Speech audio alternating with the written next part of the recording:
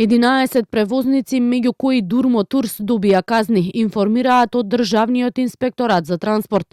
Од таму велат дека од 138 извршени контроли за 3 дена, констатирани се 21 неправилност кај правни и физички лица при вршење на превоз на патници и стоки. Според информации на Канал 5, од она што е досега констатирано, најголем дел од правните лица имале возачи кои не поседувале сертификат за возач, а некои од нив вршеле и превоз на опасни материи. Други пак, согласно законот за превоз, неправилно го користеле тахографот. Дел од превозниците вршеле и превоз без патен налог или пак истиот бил неуредно пополнет. Од Министерството за транспорт велат, контролите кои ги спроведува Државниот инспекторат за транспорт се согласно акцискиот план. За утврдените неправилности ќе бидат информирани и Министерството за внатрешни работи и јавното обвинителство со цел нивно понатамошно постапување, велат меѓу другото од Министерството.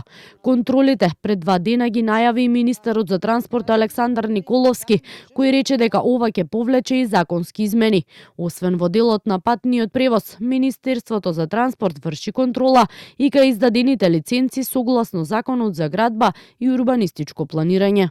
Паралелно е почната контрола и на сите издадени лиценци и овластувања во делот на патен превоз и за истото исто така ќе ви информирам во текот на следната недела, а како што кажав, ова ќе повлече и законски измени кои што треба да ја направат контролата многу построга од ова што е до сега.